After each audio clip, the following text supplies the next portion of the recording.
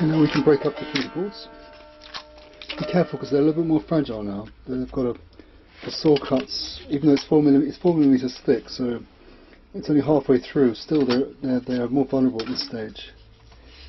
Down the fingerboard, there is one thing that I do like to do is I plane from the octave fret, which is from here. From this position here, I plane down, just say 0.5 mm or so, just a tiny bit, just to relieve the vibrating length of the string, Japanese playing. And I just plane, just lightly. I'm only taking off like 0.5 mm, just so that there's a slight beveling away from this position onwards. It's something you don't have to do, but if you want to do it, you know.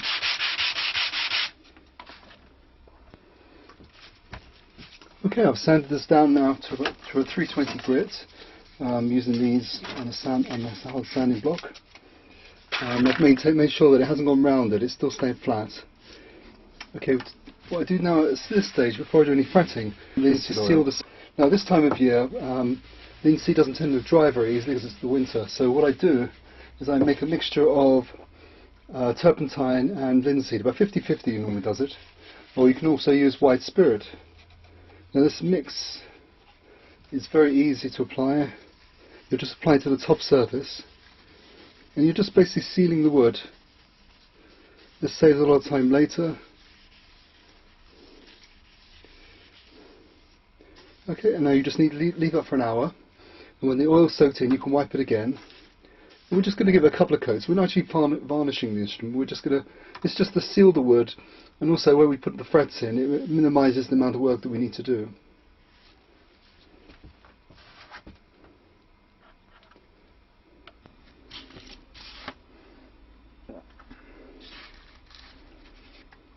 So if we leave this to dry. Now one thing I must say, if you're using linseed oil, you need to dispose of these carefully, because these can spontaneously ignite if you leave them crunched up in a ball anywhere. So if you're using paper towel like this, you can put it down the toilets, flush it in the toilet, or put it on the compost bin. If you open it out, leave it to dry somewhere outside, put it in the compost bin, that's fine, you can do that as well. So leave this for an hour, and then we're going to wipe this again. Basically we're just going to wipe off the excess, and it should dry to a sort of a matte finish. It's not going to be shiny when it's dry. The oil will dry, soak quite in, and it will be quite matte.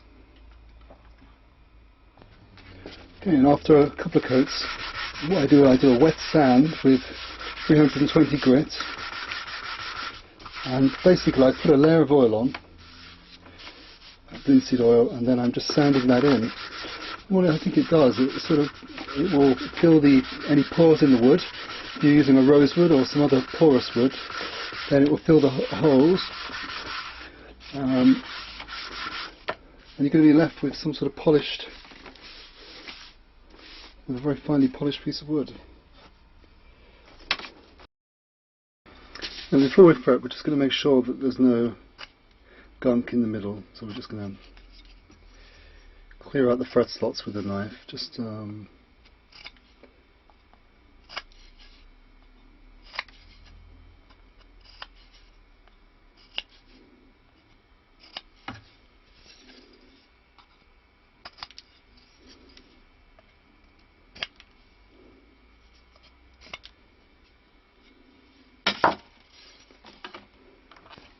Another tip before inserting the frets is to take a triangular file and just to relieve the edges of the slots, just by filing with the pointed part of the triangle down, you're just taking off the very edge, and it means that the fret's going a little bit easier. Okay, I'm just going to cut them all slightly oversized. This is probably the simplest way to do it. I will show another way afterwards, but this is the way. So you just use pliers to cut the piece just slightly oversized. You cut out the 11 pieces.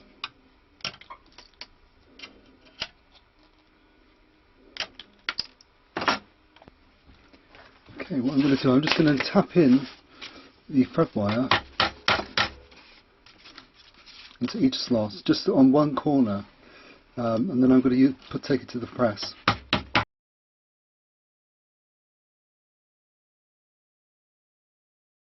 To put the frets in by hand, we would start in the same way by tapping the fret end at the end, and then we would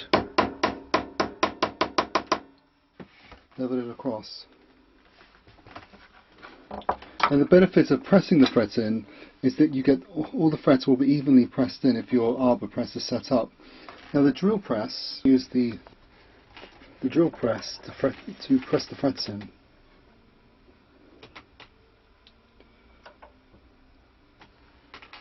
Okay, so we've just placed it on top of the fret, and all we do is pull the arm down.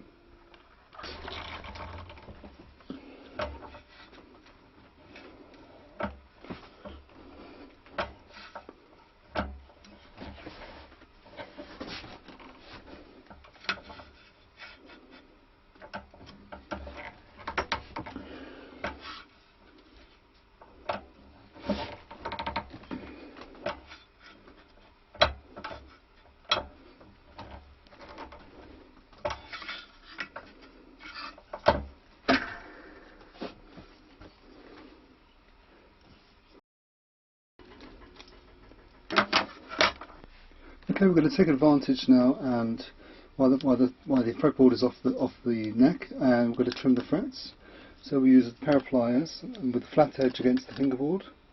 We're going to first trim off all the overhang, and once we've trimmed off the overhang, then we're going to file the 45-degree angle against the fret ends and smooth. One way of doing that is to lay this against some sandpaper that's been clamped to a flat board, and we're just going to rock it at a slight angle.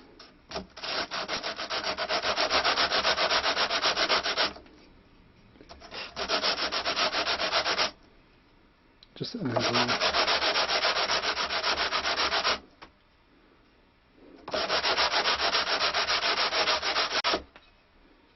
We don't want to sand any of the wood.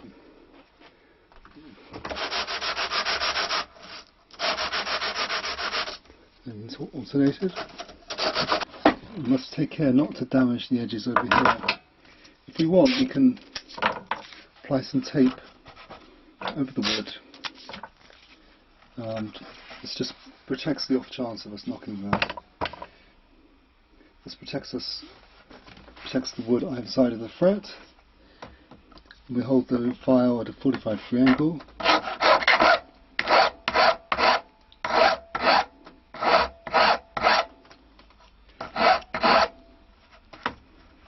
Okay, that's one.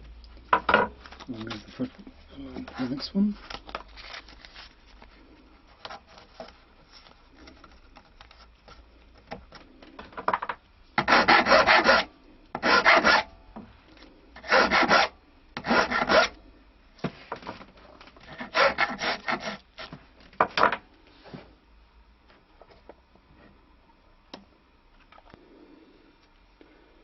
Okay, now we have the edges sand roughly flush. Now